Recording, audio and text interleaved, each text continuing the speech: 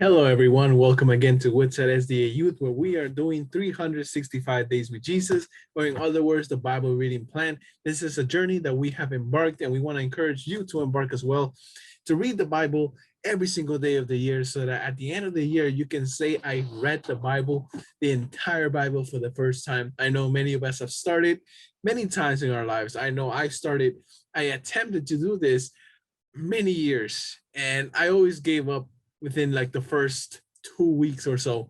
But this is the first time I come this far, and it's because a lot of you guys are participating. A lot of people in church are participating. Now we have this program here to keep us accountable. This is the time, guys, so that we may do this and not just tell people that we did it, but also to encourage everybody to participate, because God has so many blessings for us. Times are getting harder. The world is, you can see that, we can see signs that the world is coming to an end very soon. Jesus is going to come back very soon, and I'm pretty sure we should be reading the Bible. The Bible, someone said that the word Bible stands for basic instructions before leaving earth.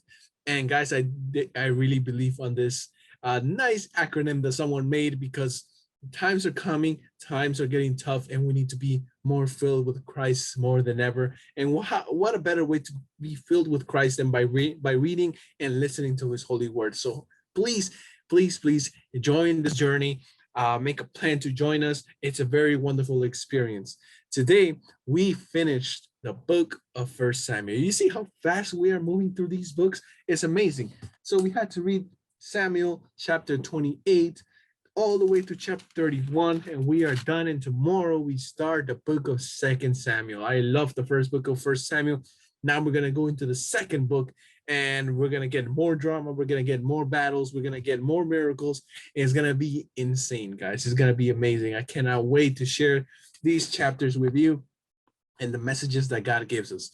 So, guys, very briefly, like we do in these very short videos, what do these talk about? What do these chapters talk about? In chapter 28, it starts talking about the end of King Saul. He goes to talk to a witch, the witch of Endor, a medium, because the Philistines are about to attack Israel. They're gonna lose. They don't have God on their side anymore. Samuel knows this, so he goes to a medium so he can talk to Prophet Samuel. We believe a demon came out, because the Bible says that Samuel actually appeared, but it was actually a demon. We'll get to that later. It says pretty much you guys are done, and it was because King Saul abandoned God, so God could no longer help him. In chapter 29, the Philistines actually were planning. Well, the king of the Philistines was actually planning to bring David to the battle, as if like David was not gonna, betray him or something like that. Now we don't know that if for sure if David was gonna betray the Philistines when he was gonna help them battle Israel. I'm sure he was, right? But the king was not believing in this. But his princess told him, bro, he's gonna betray us. Watch. So please don't bring him to battle. So then the king changed his mind, and he told David to stay back. When he went back to the city of Ziklag, the Amalekites actually raided the city. However, God was able to give victory to David when he went and attacked them and recovered everything that they lost, family members, possessions, and everything. God gave David victory in that battle. However, in chapter 31, the battle of the Philistines versus Israel, it ended bad for King Saul, his whole family, and pretty much all of Israel in general. We see the death of the king. We see the death of his three sons, Jonathan, Abinadab, and Melchishua. It was very, very sad, especially, having Jonathan, a righteous man, die. It was very sad. However, these are just the results of straying away from God and no longer wanting God's help. So, guys, let us go into the 3 points of the video. The first point is what new things I learned. I learned something very interesting, which might be my application. Actually, I'll probably just mention it here right now. It's David's interaction with his soldiers. So when David went to attack the Amalekites to recover everything that the Amalekites took, with like their wives, their children, their money, and all their possessions, when David went and attacked them. He went with 600 men. Now, it came a time where they needed to cross over something, and 200 stayed back because they were very tired. So when they got the victory and the 400 men came back, it says, oh, we're going to keep all this thing that we raided for us because the 200 that stayed back didn't help us. And David said, no, everybody, guys, God gave us the victory. You didn't get the victory. God gave us victory. So everything you got is from God. So it's not right for you to say, I'm going to keep this. You got to give it to everybody else because they also participated. They were also willing to fight and put their lives on the line, but they were too weary to keep going. So David established a sense of equality and unity in his army, which was very wonderful. I did not know that interaction happened. And see, guys, even though I already knew the stories, I kind of call myself a David expert sometimes because I just read his story all the time. I read it again, but I find something new. Guys, read something, a story that you probably heard thousands of times in children's story time. You're going to find something new. And that is the wonderful thing about the Bible. You always learn and you're always getting new things. So that's one of the new things I learned. Another new thing is that when the Philistines killed King Saul, they kind of give him the same treatment that Goliath got. They cut off his head and they took off his armor and they hanged him, right? So that was very interesting. Another interesting thing is that the people of Jabesh Gilead, which was a group of people that Saul delivered in his first years when he was faithful to God, these people actually went to the land of the Philistines and they took King Saul's body and his sons. They cremated them, and you can say they gave him a proper burial instead of that embarrassing thing that the Philistines were doing to them. So that was kind of cool. I didn't know. I knew that people took them, but now I'm realizing that it was the people of Jabesh Gilead who were blessed by King Saul's very few heroics, right? So, but it was nice to know that. So now going to questions. I have questions about the chapter where Saul goes and consults a witch or a medium to talk to Prophet Samuel. I guess the author is assuming that we know that when people die, they just go, they don't go anywhere. The birth of life goes back to God, and the person just buried. They don't exist anymore. They die, right? So I think the author is assuming that because he says that Samuel came up. And then when the spirit of Samuel spoke to King Saul, the author writes, then Samuel spoke. Why didn't he say then the demon who pretended it was Samuel spoke to King Saul? Why does it say and Samuel appeared and then Samuel spoke to the king, right? Because it makes it seem like Samuel actually appeared to him, but he didn't because he's dead. Samuel is dead, right? Only the few people went to heaven that we have records of, which is Enoch and Moses and Elijah. Right? I may be missing someone else, but I think those are the three. But Prophet Samuel is dead and he's in the grave.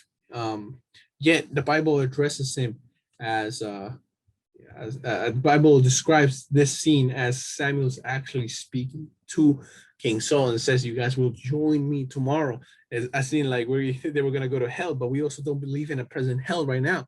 I guess my question is, why did the author choose to write it like this? Is there more details in the original language? And also, is there another place in the Bible that tells the story? It says that it was an evil spirit and it wasn't Samuel. We know it's not Samuel because we don't take one story and make a whole doctrine based on just one part of the Bible. We base it off every part of the Bible. We know there was an evil spirit because we know when people die, they go to the grave and they don't go to heaven or hell unless it's special cases where God in the Bible mentions it, right? But that's my question. Why did the author phrase it like that?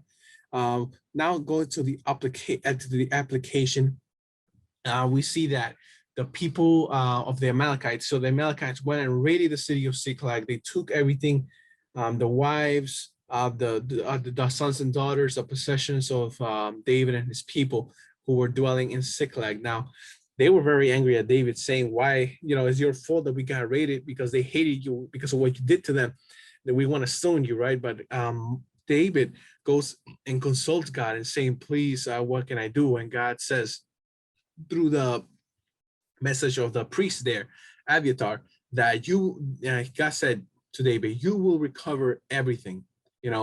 Everything that they took, you will recover everything. And this kind of made me think about I don't know why. Maybe I'm dragging it, but it made me think of like the second coming, everything.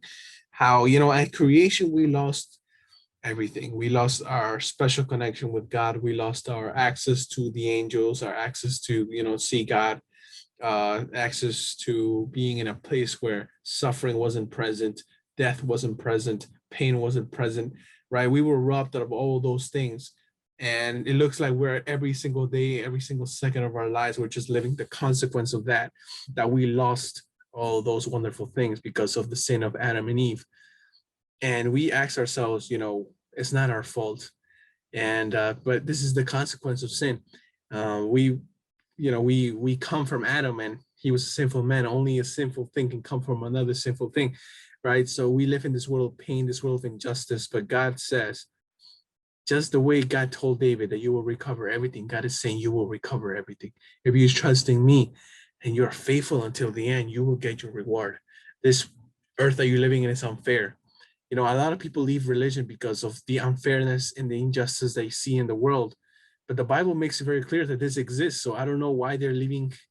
Actually, I do understand, because many times we are not preaching the word of God properly, and we're not helping people understand the Bible properly. But also people, they it's hard for them. It's hard for them to fully understand, and many times they don't take their time to read the Bible. But then that's when we come in. We share the message.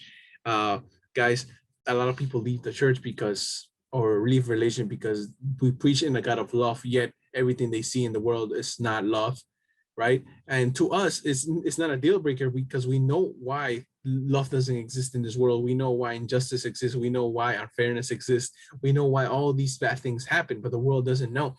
Uh, but I think we should preach that message more to every single person. But back to the point that I was talking about, we experience so much injustice, so much unfairness. It's just terrible. Everything in the news, it just gets you depressed, doesn't it?